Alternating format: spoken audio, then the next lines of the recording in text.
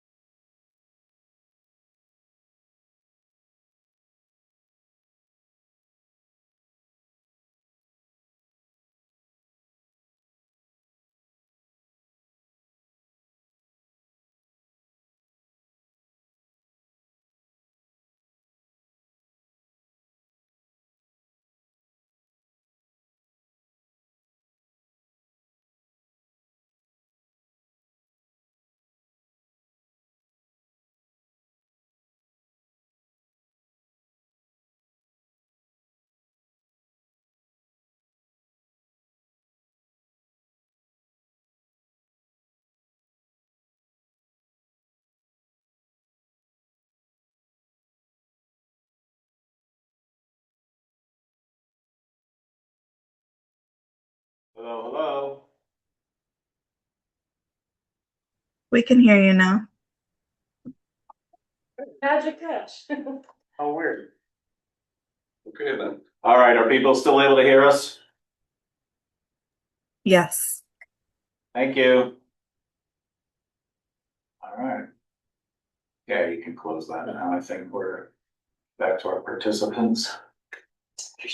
Okay, for those of you who might have missed it, we did the Pledge of Allegiance and we approved the minutes of June 1st.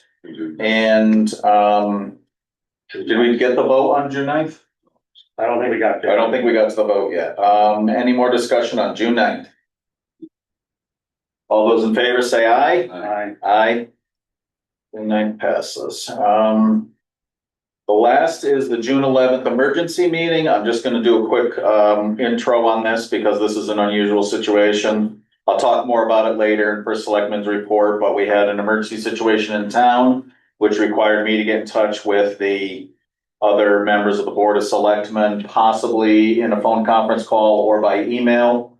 And that had to happen right away because we potentially had decisions to make that would affect people's housing and town funds, and we would have to make them immediately. The situation got resolved, but that I know from the FOIA rules, that conversation was technically a meeting. So per the FOIA rules, when you have an emergency meeting, you put out the agenda in the minutes as soon as possible after the emergency meeting.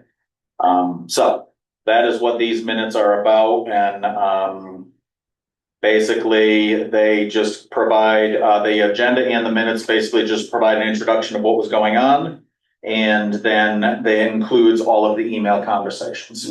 So everything will be in the public record that way. Good. I'll move to accept those minutes. I second. All right, any discussion on said minutes? No. All right, all those in favor indicate by saying aye. Aye. Aye. Aye. Motion passes. Again, for those who are curious about that, they're already posted, right? Okay, they're already online, so they're available for you to look at. I think it's agenda and minutes all in one document. It's the same document repeated as, yeah, because everything was after the fact, so. The only difference is the one of those minutes has the names of everyone who is in attendance. So that all of the information is out there. Okay. Present to speak.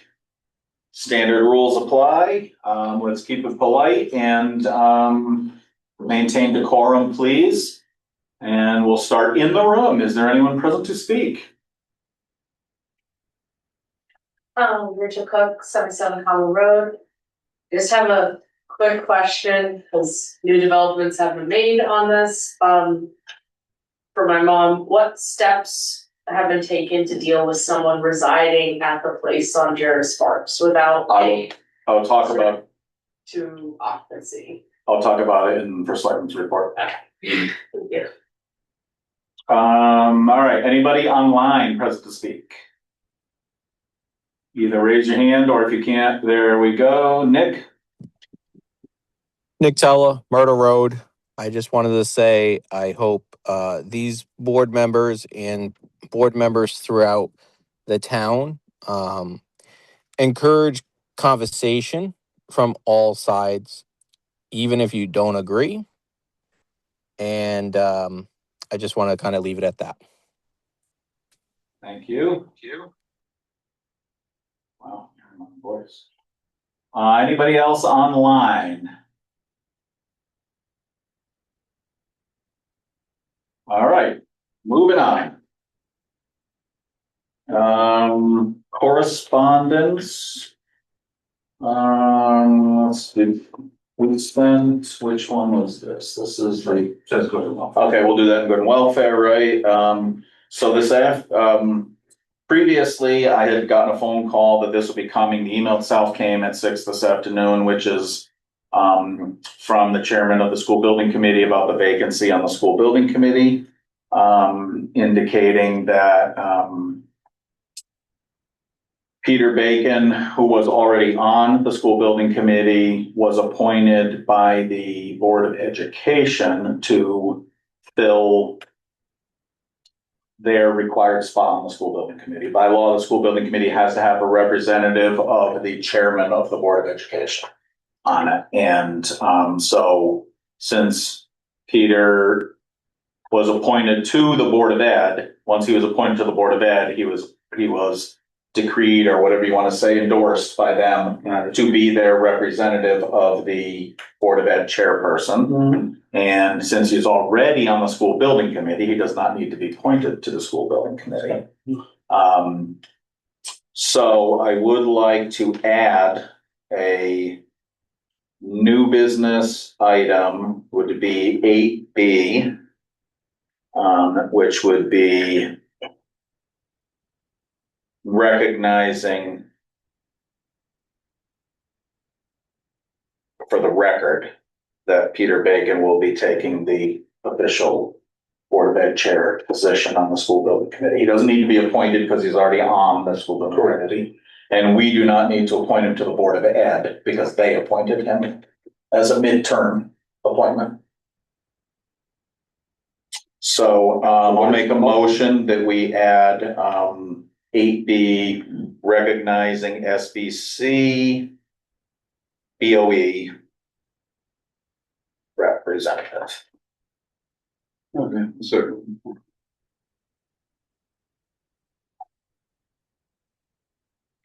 Any discussion? No. All right, all those in favor say aye. Aye. Aye. Motion passes. Okay, so we'll come back to this. Do we have anything else for correspondence? In that email from Jim that you were just reading, I think there's something about discussing adding an additional person to the SBC. Okay, So that was the only other thing. okay. All right, we'll look at that when we go through it. Okay. All right, then we'll do the public works report. Patching potholes, roadside mowing, sight lines at intersections. Do we have a new mower? Okay. That was a capital purchase. Yeah. It's quiet, it seems to not have a lot of dust, I think it was, seems like a good unit. Yeah, and it mows a much wider width than the previous one. Okay, all right, nice, thank you. Cleaned gutters at the town office building, vehicle maintenance and repairs, empty trash at the park, weed whacking around guardrails. They noted to please see the new DPW newsletter on the webpage and Facebook. Copy is attached. Copy here, right there. Was a nice job they did putting together this. Okay, check that out. I'll pass it over to Alvin on that. Cool. I know they also have had to go out a few times for tree limbs. You know, people just call if there's a tree limb laying in the road.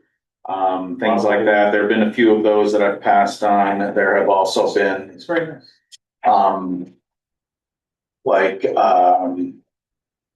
Sunday phone calls about how to deal with something, and I called Troy a couple times over the weekend.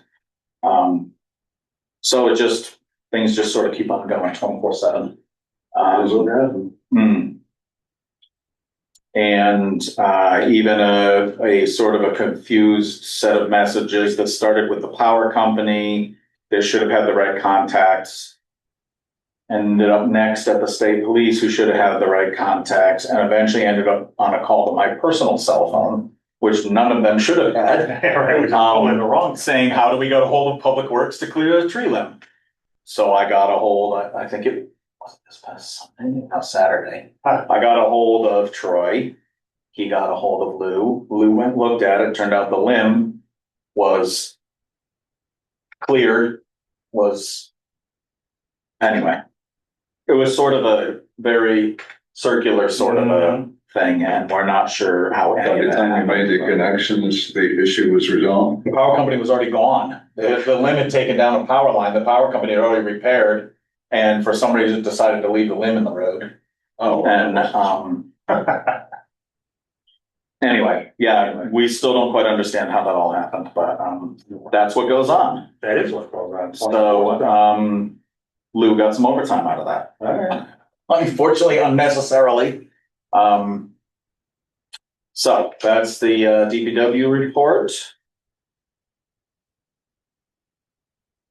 All right, so check these also keep track of it here. Where's the selectmen's status report? All right. Over the last week or two, we developed the questions and arranged the interviews and conducted the interviews for Donna's replacement as the business finance manager. Expecting an announcement in the next couple of days on that. Processed or are in the process of multiple freedom of information requests. Worked on some of the due diligence mechanisms or whatever for the school building committee. Working on draft agreements for the school building committee also around contracts with architects and around land due diligence and all that kind of stuff. Had a joint enforcement meeting with the building official, the zoning official, the director of the health district, and myself regarding the Jared Sparks property. The health department did manage to get on the property, managed to convince the occupant to allow the health department on the property. The health department had them clean up a bunch of issues that would have been health issues. They corrected them while the health department was there. The health department was unable to prove that the person is sleeping there overnight in a manner that meets the requirements of the health code. So we haven't resolved that issue yet. But that is ongoing. Everyone is still engaged, and we are working on making contact with the legal owners of the property and working it from that direction, including the fact that we managed to find, there had been a rumor that there was a report of that radio tower being structurally deficient. And that had been historical knowledge from when the town had considered purchasing that from DOT. DOT had offered it to the town many years ago for $1 and then offered it again 2 years ago for $5,000. And one of the reasons the town didn't take it, one of the many reasons, was that the steel radio tower is rusting and deficient, and the DOT radio person said they would no longer climb the tower to service it. That information led to finding the report from the engineers, so that is another issue also, because we want to, who knows if DOT gave the purchaser of the property that information or not, they might have, but we want to make sure that the purchaser of the property understands their radio tower is structurally deficient, and at some point they're going to have to respond to the town as to what their plan is to keep it safe or make it safe, since now they own that steel pole sticking up in the sky. They own the liability. Right. So it's all in the process. I didn't know that at one point. I don't remember how tall it is. It's in the report though. I'm just wondering if it's taller than the distance to the property lines. Oh, it is. Yep. So if it came down, it would come down on other people's property. or the road and power lines, yes. The demand for. So that's the kind of stuff that's in the works now. Um, we had, I don't even remember what day it was last week at 5 o'clock in the morning. The fire departments got called to the roadway inn up at 327 Ruby Road for a fire alarm.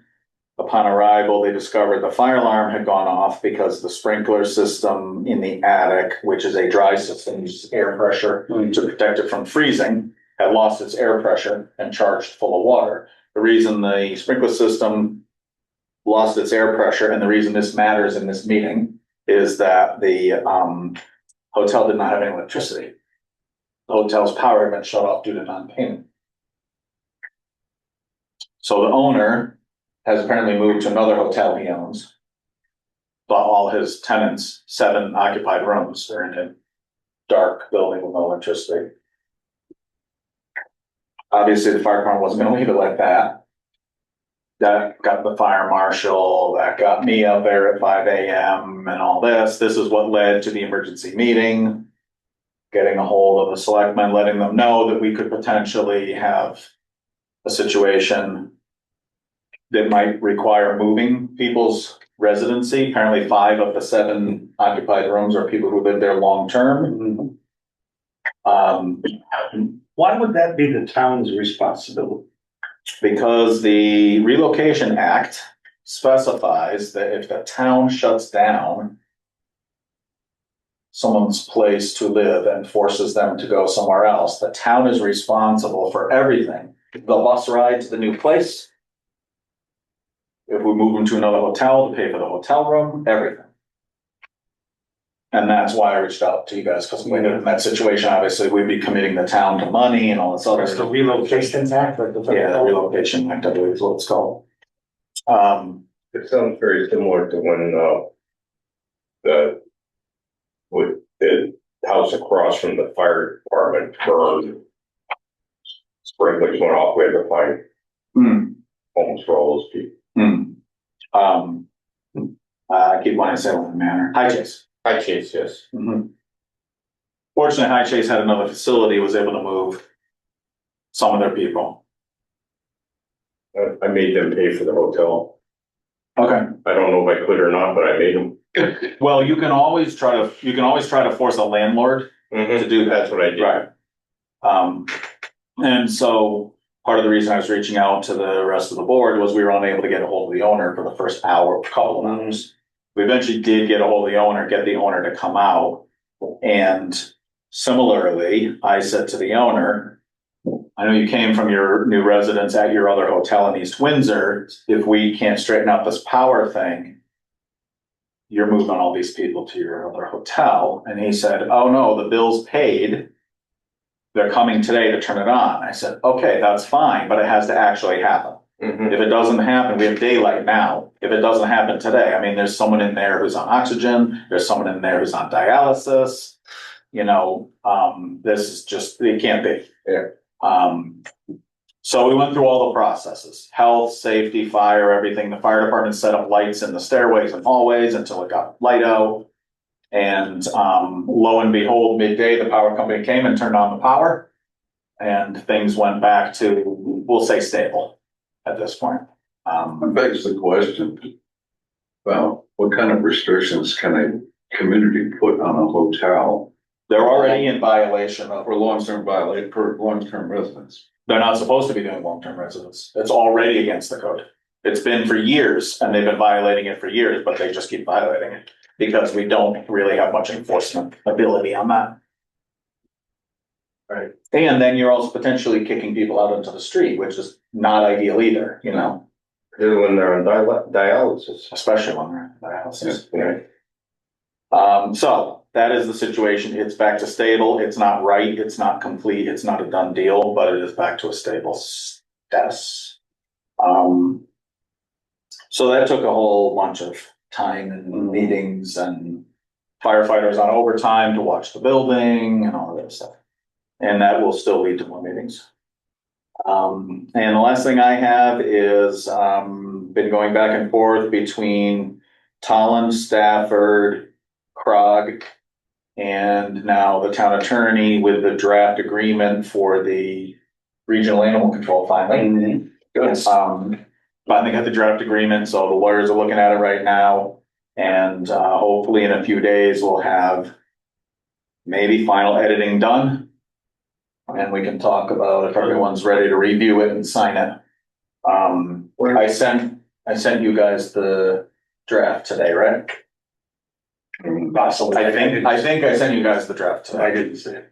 I didn't look, so. I didn't check my town email before. No, I didn't see it. Yeah, I wanna make, I'm just gonna check now because I wanna make sure that I did send it because I intended to send it earlier today. 3:17 PM as a matter of fact. All right, good. So yeah, we finally have that. It has draft numbers on it and we'll be able to move forward. So that's it for first selectman A status. couple of questions, if I may.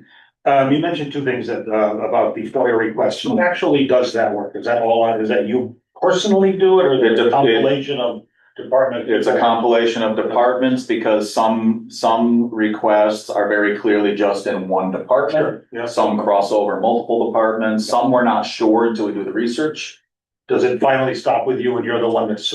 Not always, because, so here's the complication with you get an official FOIA request, Mhm. you also get people just saying, hey, can I get a report on this, or what's the answer for that?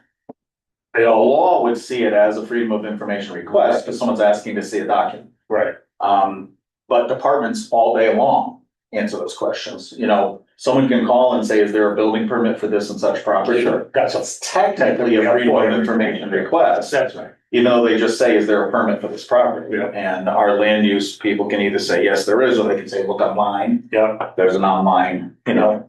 yeah. Okay. So it doesn't all necessarily come through the first selectman's office. All right.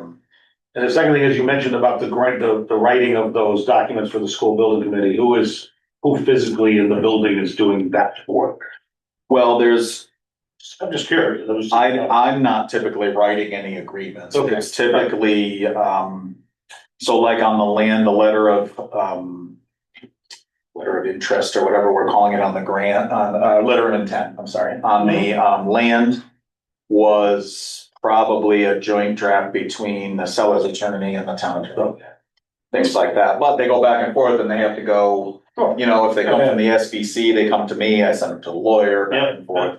It's more the processing sort of thing. I think it's important for everyone to just know, and myself included, that all of these things, there's a lot of machinery happening and it's human elements doing work that is outside of it's within their scope of work, but it's outside of their daily duties. These are sort of added on because of what we're asking them to do. Yes. I just want to make. Same thing with the grants. You know, the grants, there's an immense amount of writing and answering questions that went into the grants and they still have their daily work to do to keep the town moving forward. Thank you for those explanations. Absolutely. All right, so that's it for first selectman status report. New business. Discussion regarding modifying existing town ordinance to be able to allow additional questions. This is not something that needs a decision by any means tonight, but it's a topic right now. It is. Because people were saying, you know, maybe we should ask advisory questions. Is it too high, too low, just right, whatever. There's a few different options as we've discussed. And the town attorney said it's done many places, state law allows it. Unfortunately, our charter has some, not our charter, sorry, ordinances, has some language which people could interpret to say the budget can only be approved in this and such manner. Yeah, I did read. And it would be if we were to add an advisory question, some people could interpret it as not following the ordinance. And so his suggestion was, if we thought it was a good idea, which a lot of communities do, then it really is just a matter of a text change in the ordinance. Correct. To make sure that it's not clearly trying to keep you from doing that. Which of course would be a change in the ordinance would be approved by the townspeople to have a normal ordinance process. But within the statute, I couldn't pull it up tonight, but within that statute, they specifically reference that question, too high, too low. But they say it can't somehow, I can't remember the wording and I regret that, but something like it can't be used in the decision. What does it say about it? Yeah. You got it right there? There's a statute. Is that what's circled? No. Yeah, it's not part of the decision making, it's advisory only. But what is that? I read it several times, but what does it really mean? What it means is that question is basically just gauging public input. It does not make any decision. Okay, right. Such estimate and information may include. Advisory only. Yes. Yeah. Well, let me just read it to make sure everyone knows what I'm talking about. Within the state statute of, I don't remember which statute it is. 7-344. As per Mr. Selectman Tool said, such estimate and recommendations may include, if submitted to a vote by voting tabulator, questions to indicate whether the budget is too high or too low. But I interpret that as it within on the referendum itself, when people go to the polls. Correct. That question is on there. The vote on such questions shall be for advisory purposes only and not binding upon the board. So the way I interpret that means that if the town says it's too low, that doesn't require the board to raise the budget or anything. Correct. It's not binding. It's simply information. And this It does statute, not direct any action on behalf of the Just to people. make sure I understood that part. this is the statute under Board of Finance. The statute on the Board of Finance Correct. at the annual meeting, right? Yes, it's within that whole framework, right, of the annual meeting and. Yeah, well, this is. Okay. This is I'm the sorry, I statute needed- that explains what the Board of Got it. Finance is supposed Well, to do. thanks for that, 'cause that's what I wanted to. Good. All Oh, all right, so that's the part of the statute that we're talking under item A here. Well, I And think the more information we can gain from the townspeople at any juncture within these conversations has value. Mike and I had a conversation with Nicole with respect to two different links on the website for town ordinances. Oh, I didn't find two. Still, there's two, Links to the same place? no, Oh, yeah, there's two versions. There's a pure PDF version, and then there's the E-codes version, which has different search okay. and sort of layout I properties. did a comparison side by side. All right. Left side is the ordinance in the PDF file that's available. Okay. The right side is the E-code version of that very same document. Do they differ? No, Okay. not, the basic language in the ordinance is identical. Okay. The organization is a little bit different, Okay. Content remains solid though and not. but the raw content is identical. And I think that going back to the Board of Finance statute, one of the triggers in that, and it's highlighted at the top of the second page, not on the ordinances, but on that other. Okay. The highlighted part, there's a difference in how you present the town budget when your population is under 5,000 or over 5,000. Yeah. I've read that 3 times or 4 times maybe, and I still can't quite decide. It's hard to understand. I got an attorney to interpret that for me. So, It is written in English words, but it does not feel like it's English. it's written in legalese. Yeah. You're guaranteed to confuse. The thing is that What does this attorney you talk to think it actually means? when we go over 5,000, we have to have, we can present the budget, the estimate, all the pages of the budget. I believe they have to be in the newspaper. When you're under 5,000, you can get away with mimeographic. There's the word I haven't heard in a while. A number of copies equal to 10% of the population and have it ready 5 days before the annual budget meeting.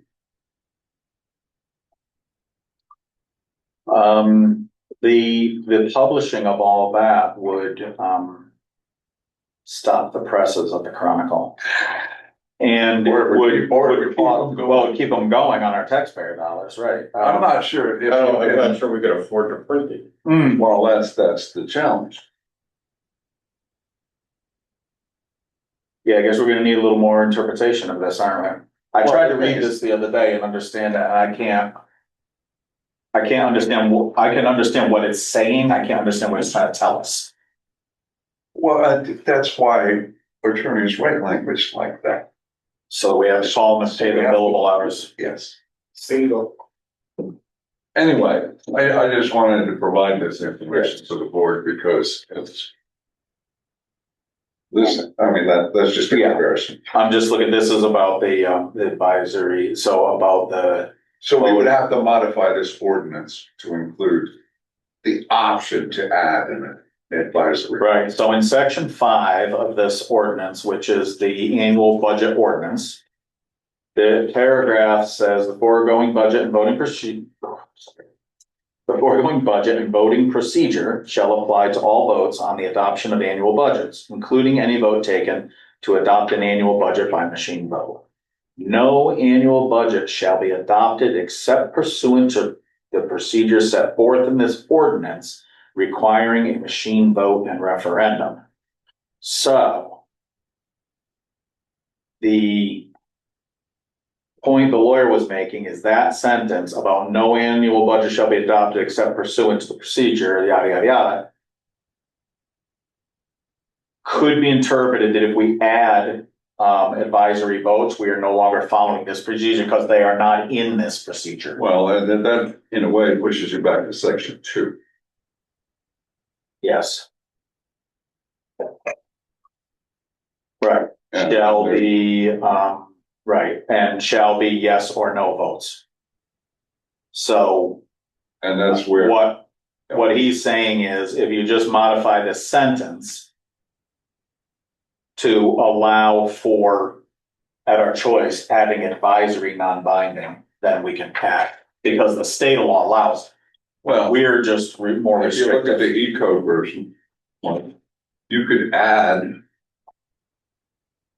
under B1, Yeah, change 2 to 3, add item 2, yes, that would allow for that. allow for advisory votes if so desired or whatever, yeah. So. What did we really learn from it? I don't know. Everything's complicated. We have spent a lot of hours discussing whether to put an advisory question in, when we couldn't according to town ordinance anyways, so. And a lot of time talking about this, that we could have been doing something else. Yes. Yeah. Well, such is government these days. Well, democracy was never, Meant to be. it was meant to be simple. Well, I'm working that up. Okay, so any more discussion about the ideas of adding? I mean, I feel like everyone seems to think it's a good idea, right? Yeah, if it's. We wouldn't actually use it all the time, but we should have it available to us. If it's information that can help guide us in whether in the future. Right. Budget, Right, and so if you look at what Ralph had emailed before was the Hebron one, and it had the three options, too high, too low, just right. Yeah. And then this is the Berlin, Connecticut one that just has high, low. Yeah, our machine will only handle 2. It won't handle. Our registrars are gonna check with Hebron and ask how they're counting those. Okay. They just wanna know they know the Hebron registrar, they're gonna ask how that works. Sorry, I didn't. No, it's good information to have. The machine can't register it and, or it requires expensive programming so that it can. I am, I'm allowing your, interruptions of the meeting because you are an esteemed, former first selectman. Sorry, I didn't know you had changed the rule while I was gone. Yes, we did. No, I haven't been keeping up. We haven't changed any rules. Okay. Is that for selectman emeritus or something? Yeah. Emeritus, yeah, he's somewhere. well, while we're on the subject. Okay. If we have these statutes in front of us, under the ordinance, it does say we are pursuant to section 7-148, yada, yada. Mhm. And then the meeting is conducted that way. Below this highlighted area that Ralph did on this second sheet, That's a different statute. well, is it? This is the town meeting part, this is the Board of Finance part. Okay, but it's the annual town meeting, it's pursuant to the annual budget meeting. Yeah, I think that references back to. No, if you look at that statute, which I footnoted down below. Right. On the left side, not that. 7-344. It's down the bottom, Andy. Right there. Okay, yeah. That's the statute. That grants the municipality power to do this. Right. That's what that statute is all No, about. I understand that. But they talk about the annual town meeting, annual budget meeting, which is referenced within 7-344. I think the language is the same no matter what statute you go to. Regarding the annual budget meeting, which is what this, the leg of this, that speaks to the annual budget meeting. And I find this sentence interesting. It says, the board shall submit such estimate with its recommendations to the annual town meeting. Meaning, even at that point, these are still recommendations to the town. From the Board of Finance. Right, they're not, at the annual town meeting, nothing has been decided. And yet people seem to be walking away saying, there's no more discussion on the budget. I do not interpret it that way. The board is making, this is not, the Board of Finance is not some DAS that is telling the town what it has to do at the town meeting. That's not an information session. That is an interactive discussion. It's making its recommendations to the town. And it goes on to say that the only thing you can't do is increase the appropriations recommended by the Board of Finance. If you look at Justine law and fine law, it actually talks about, it says other things. I think that's an important thing that we want to, the Board of Finance is not making a decree what we must accept.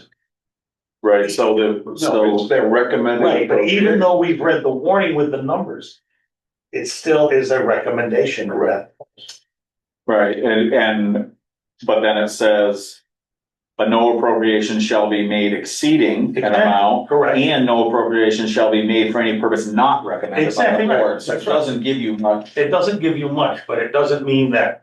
So maybe the only thing it's allowing you leeway on is to cut it back further. That is the way I interpret it, and that is also what Justine law, where AI, Justine law, fine law speak to that. Now, I am not an attorney, but I think it is worth, I have always felt that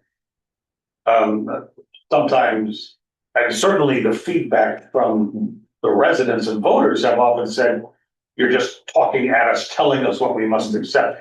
I don't believe that that's the case, but don't want to muddy the waters at this point. Well, we've got more questions for the town attorney. Yeah, More billable hours for the well, town. I'm not trying to run the bill up either. No, but we should get this right. I do feel the voters, residents are collectively, we're far wiser than we are individually. Go back to the opening sentence on 7-344.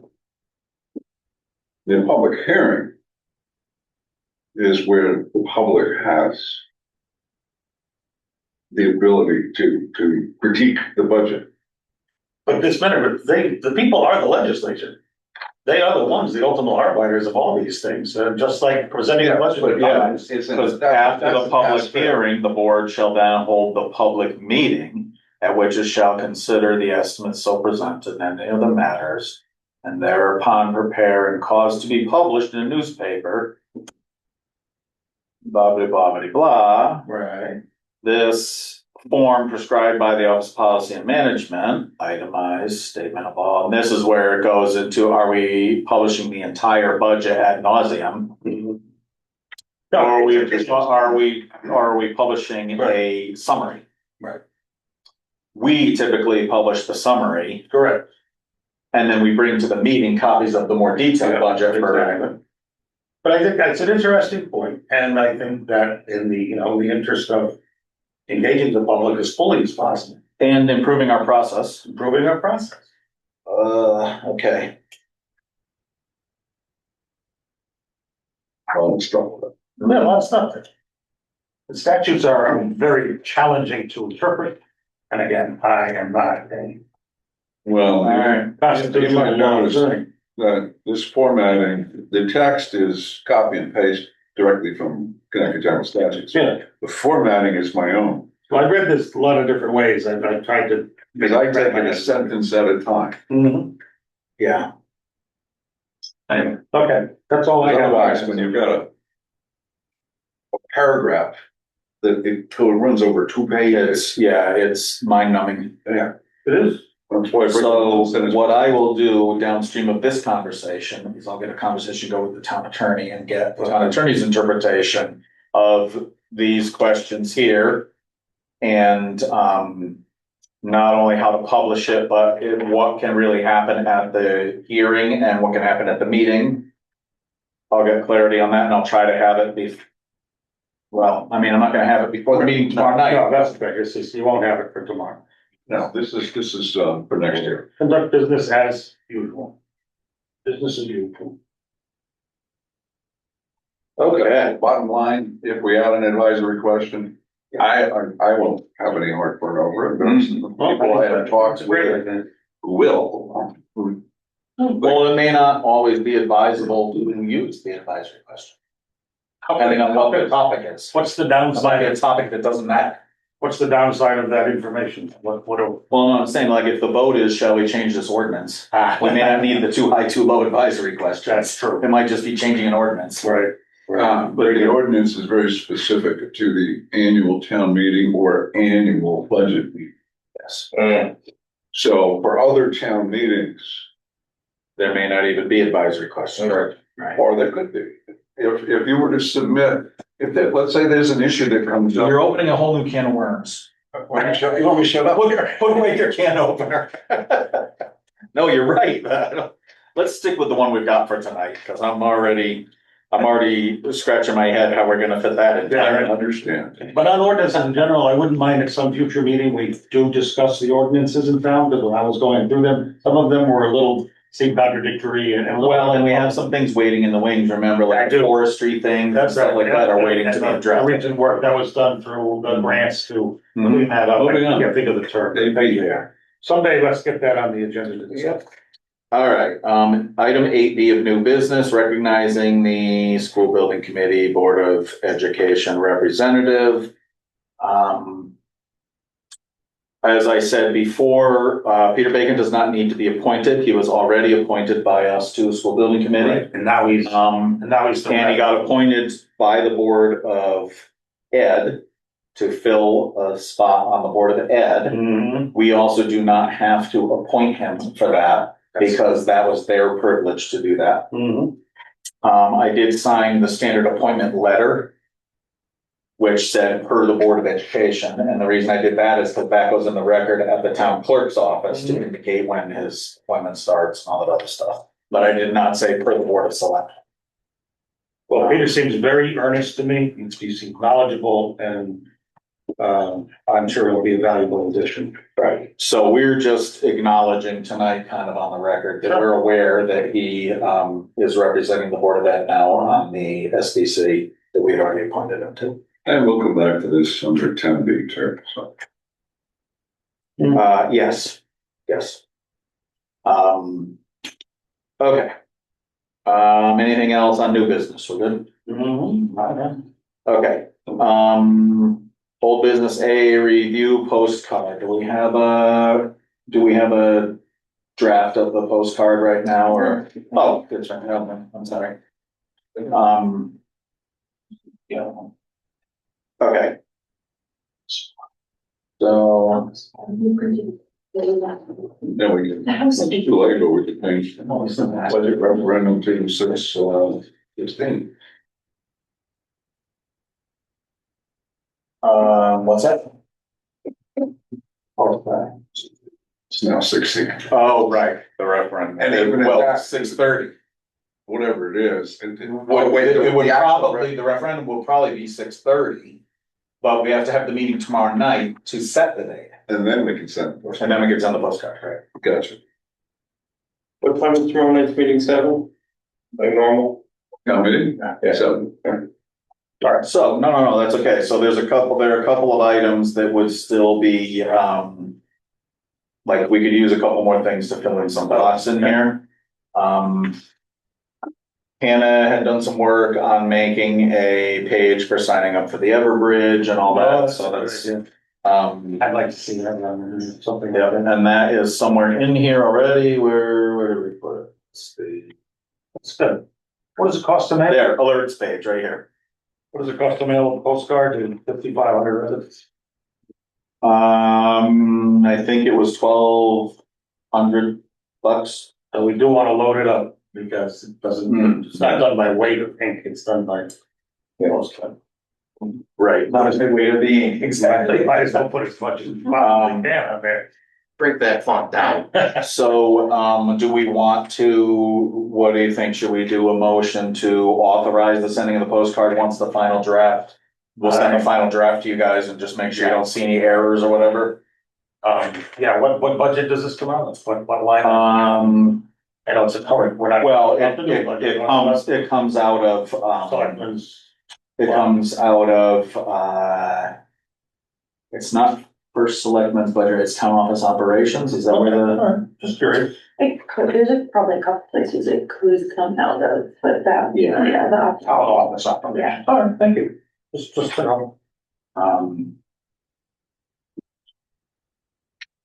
So I'll make a motion that the board authorizes the expense, I'll put a little buffer in, up to $1,300 to do every mailbox postcard, which will be paid for from town office building operations. I'll second that. Okay, discussion. Yes. That makes sense what I said? it does. We need Does Everbridge support something like this, maybe on a smaller scale? Like, does Everbridge allow for? Yes. I'm thinking, is there, if we, let's say we had 100% participation between emails from the town and Everbridge, we could then reduce our dependence on mailings perhaps, if there were ways to get that out economically. Is that fair? Everbridge allows, there are multiple options, Mm-hmm. as the former first selectman will tell you. There are categories, Mm-hmm. 5, correct? Yes. And, if you select the most communicative category, Mm-hmm. you'll get everything. Okay. Then I am going And to if- encourage the townspeople to, If one people way to sign help up. reduce expenses, sign up for email notifications from the town, sign up for Everbridge communications. And that will keep you informed and, and reduce town expenses. to Yes, help keep your taxes low. and help keep your taxes lower. That's my ask. Sign up. Because Everbridge is only gonna work for people who subscribe. Yes. Correct. Yeah, the same as the emails from the town website, when we put out an alert or we put out a news flash on the town webpage. Right. It emails people, but only the people who have signed up for it. Yeah, right. But The advantage of this is it hits every mailbox. correct. Advantage of the post. It's supposed to hit. Yes, no, right, no, that's right. And maybe once a year, something like this is Yeah. required, but wouldn't it be, well, if we can use electronic communication? Now, I understand Everbridge. Like, I have friends that have this and they don't like email on their phone, but it comes in as a text message. So it's not. You can really use the method, you can Yeah. use the method. It seems to be less obtrusive, because some people just don't want email on their smartphones, they don't. And I understand it. But you get a text, you get. He doesn't even like texts, so. I'm okay with tax. Yeah, They're evil. Sure. That's right, they're short, but at least they say, hey, there's something going on, now you know, if you got a text from the town talking about whatever it is, and it interested you, you would know where to go to get more details. Exactly. The nice part of Everbridge is at the top level, the governor and the president can get hold of you for national emergency. Yeah, And they- Everbridge is tied into our 911 center and it's tied into the state emergency operations, and federal and all that That's stuff. good. Yeah. All right, any other Covers discussion everything. on the motion? Sign up. No. No, All those in favor say aye. aye. Aye. Motion passes unanimously. Okay, old business, you all remember when I read those lengthy,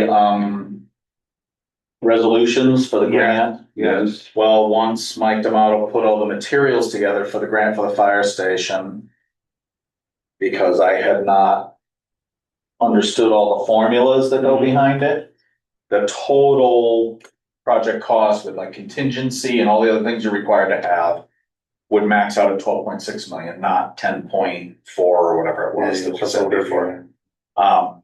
So, 12.6% contingency. well, Sort of. it was sort of, yeah. But it was some other formula things and stuff like that. So, I'd like to move that we authorize the revision of the previous resolution from 10 million to 12.6 million for the CIF grant for the new emergency services facility. I second. Now, this is a grant application. It's just an application. Okay. Yep, just an application. It's just to get the numbers right in the application materials. No, the only reason I point that out is the agenda item just says emergency services facilities grant. Yes, right. Fair point. Grant application. Yeah. Yeah. And as is often the case with CIF grants, your first round is often the round where they say, oh, nice to see you. Here's what you should do better next time. And they send you back a bunch of apparently very helpful feedback. Yeah. And then you resubmit it with their feedback and you have a much better chance of getting funded. So this may be only our introductory shot at it anyway. But it gets it on the radar. It gets on the radar, right? Gets people talking. Any other discussion? All those in favor? Aye. Aye. Passes unanimously. Okay.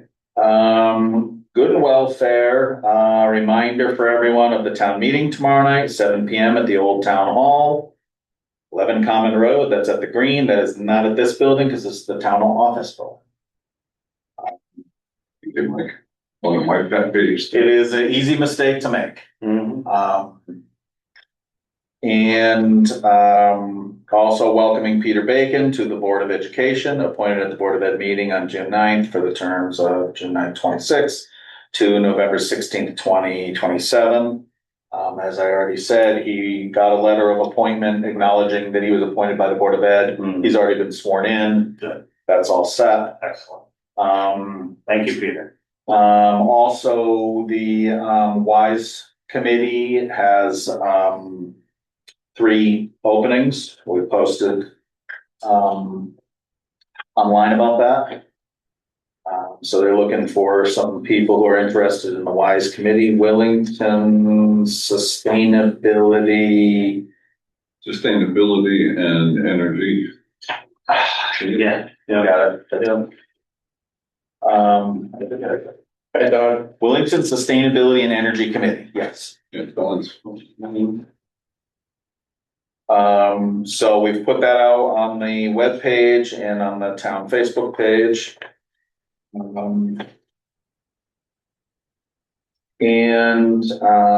A reminder also that June 23rd will be the school building committee community conversation, which is 6:30 to 8 p.m. at the Hall Memorial School Library. Okay. And that's a great opportunity for the public to interact in a less formal operation because it's not. I'm gonna plant them at the posts. Are those posts kind of dug in? Can, Okay, good. can you mute It's that? really light otherwise, and I'm afraid it'll flow. Mute it. What was that? It was just when they were talking about their posts and their garden or something. So again, it's just another opportunity for the community to interact. It will be facilitated by the architects. The architects have experience with the public interactions and they want to run some of the meetings as opposed to the committee. So that there's different ways that people might communicate. People might feel more comfortable one way versus another or whatever. So they're facilitating some community conversation. This was part of what was sought when the RFPs went out for the architects. Right. To seek people who have experience engaging the community, because we learned a lot of lessons last time about not having done a good enough job of that. It's a challenging thing to do. Yeah. So, Next Tuesday, that is 23rd, the 23rd, 6:30 to 8, Hall Memorial School Library. So you would go in, even if you park in back, that's in the upper level towards the front, sort of by the grand entry. I'm holding, this document, this is gonna be on the website. The QR codes and this, I believe it is already out there. already out Yes, there, yep. right? So It's already out there. Yes, I believe I saw it. So you can go to the town website and get more information. Yep, you can look on the town website, the town Facebook page, and the SBC Facebook page, the SBC webpage. It's on all of those. Man and white lookout. Yeah. Okay. That's it for good. I will point out, I think we're gonna acknowledge this a little more officially at a future meeting, but, a member of Wellington Fire Department #1 received his 50 years of service. Wow. The other day. That's excellent. And, I believe he's also president of the Fish and Game Club. He was. Maybe he's not still. It's quite an achievement, 50. Anyway, he's obviously a community-minded person. If he was past president of the Fish and Game Club and 50 years of service to Wellington Fire Department #1. You guys might remember back in the winter, we also commented on Willington Hill Fire Department. We had I think we had some 50 plus and some 45 plus people at the Willington Hill Fire Department as well. So I always appreciate an opportunity to put some focus on the sense of community. Yes. And dedication to the community. So it's a good thing. And like I said, I think we're going to have some official communication possibly before our next meeting so that we can acknowledge it a little less sloppily than I am now. All right.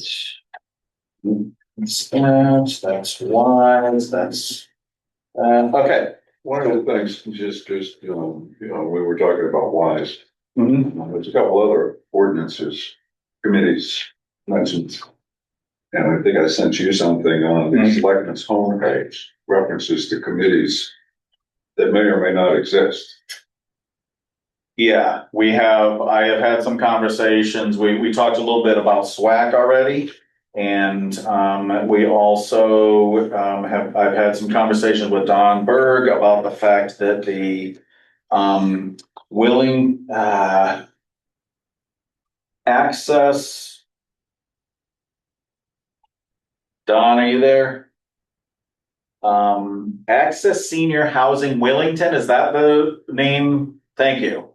Okay, which is different from the Access Agency. The Access Agency manages Willington Woods, the apartment building.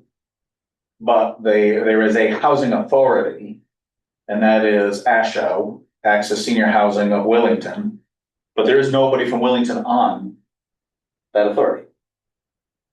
So maybe everyone on there cares about Willington, but there's nobody on there from Willington.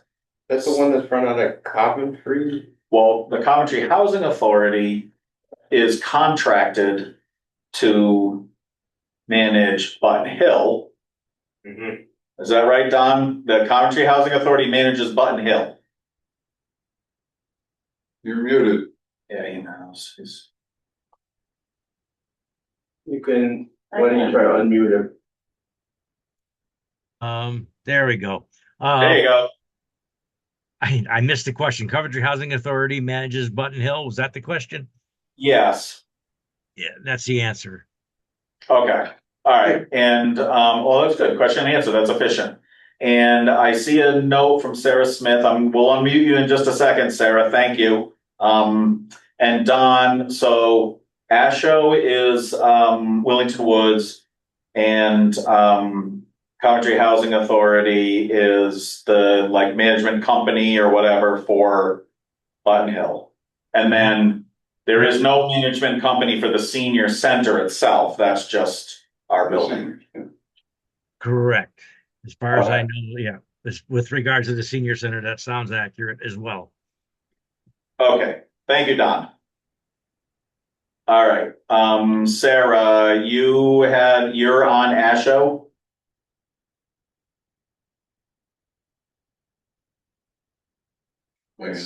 Yes, I am. I serve on that committee and have been on that for since the time that Don was there and subsequently retired from it. I've been there a long time.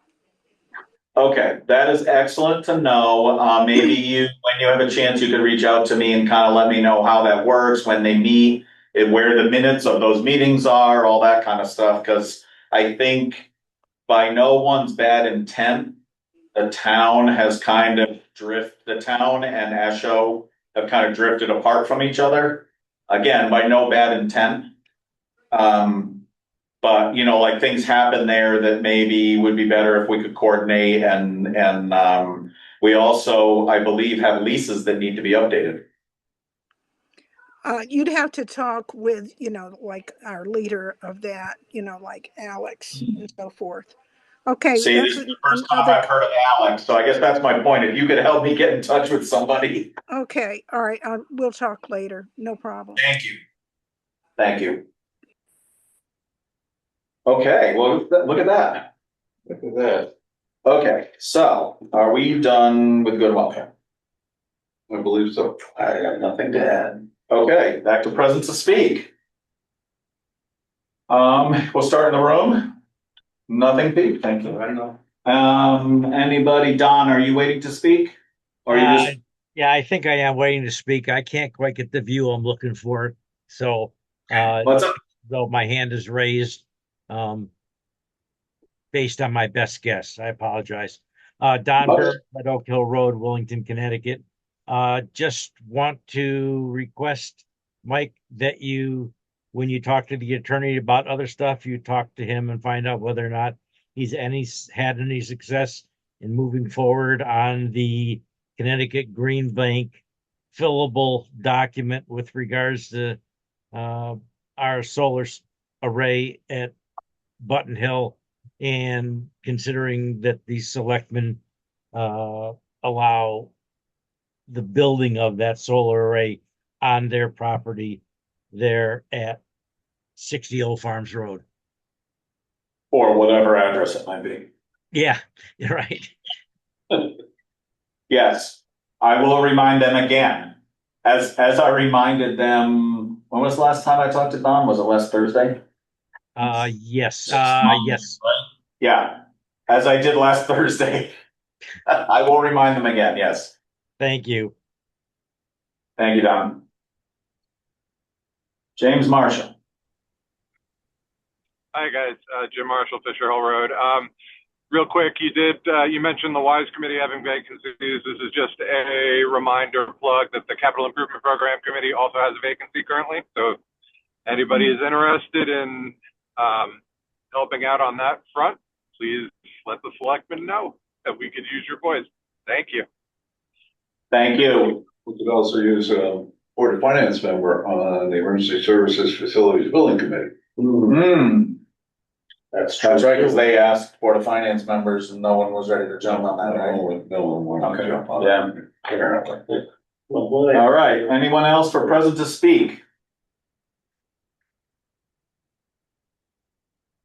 All right, I think we have no choice but to go home. I move we adjourn at Second. 7:37 PM. All those in favor? Aye. Meeting is adjourned. Just over an hour. Not bad.